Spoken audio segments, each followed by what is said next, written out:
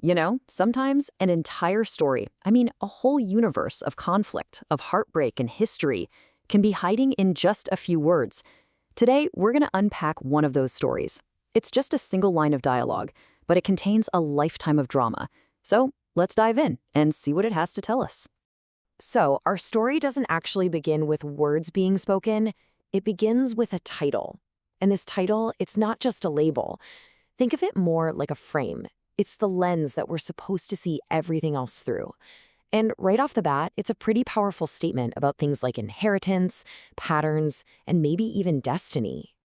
So, before we even hear a single word from the people in this story, this title, Like Father, Like Son, it sets us up. It's basically telling us to look for cycles, to find those echoes of the past showing up in the present. It suggests that the pain we're about to see, well, it might not be new at all. It might just be inherited. And here it is. This is the line. In Spanish, it's Eso fue lo que dijiste tú. No era amor, no era amor. Pero a mí sí me partió en dos. No era amor. Which translates to something like, that's what you said. It wasn't love. It wasn't love. But it did break me in two. It wasn't love.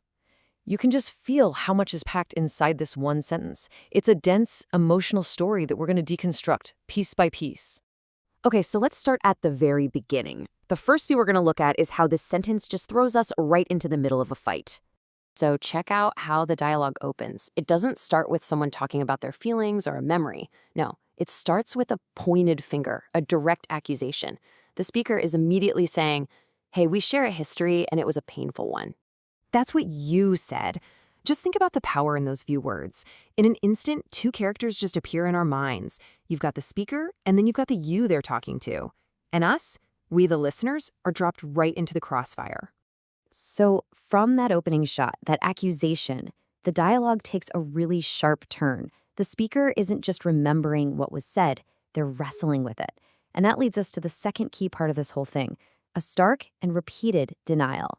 Right after quoting the other person, the speaker hits back with this forceful rejection. It wasn't love. It wasn't love.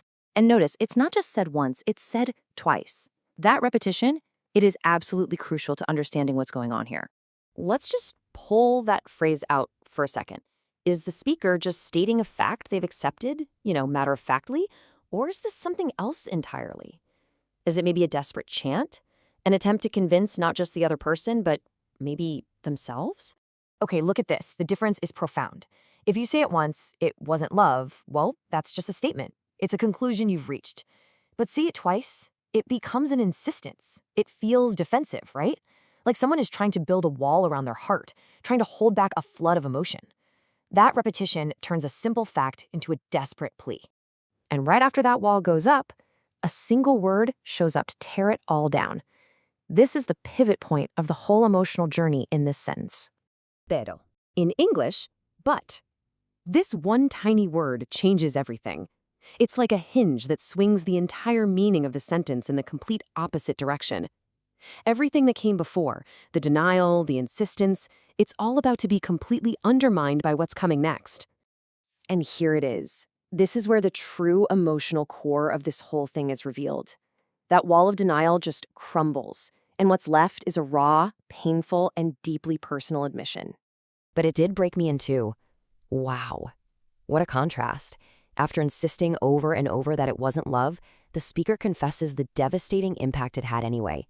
This isn't just about sadness, it's a declaration of serious damage. The denial was supposed to be a shield, but the pain broke right through it. To really get the weight of this confession, you have to understand this metaphor. Partir en dos, it's not just about feeling hurt. It's this visceral image of being shattered, of being literally split apart from the inside out. It communicates a level of emotional destruction that is total and absolute. And just as we reach this peak of emotional honesty, the story itself fractures. And this leads us to the last part of our explainer, the fragmented ending, and how it all ties back to that theme we started with. The source material itself, this one line, is just left hanging. It's incomplete, which, when you think about it, perfectly mirrors the unresolved conflict it's describing. The conversation, just like the heart it's about, is left broken. And this is all we're left with. It wasn't, the thought just trails off. It's unfinished. Was the speaker about to repeat amor, love, or was it going to be something else? That ambiguity is just haunting. It leaves us hanging with zero closure.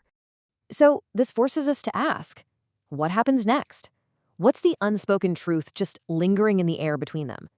The silence at the end of the sentence is almost as loud as the words themselves, because it's filled with everything that couldn't be said. And so we come full circle, right back to our frame, like father, like son. But now this phrase isn't just some old saying. It's loaded with all the emotional weight of the story we just unpacked. It makes you wonder if this specific heartbreak, this unfinished conversation, is a pattern that's being repeated. Which leaves us with one last big question. Is this a story about a single broken heart, or is it about a legacy of pain being passed down from one generation to the next? By framing this really personal confession with like father, like son, the story suggests that some cycles of heartbreak aren't just personal, they're inherited. And that, maybe, is the most devastating part of this whole story.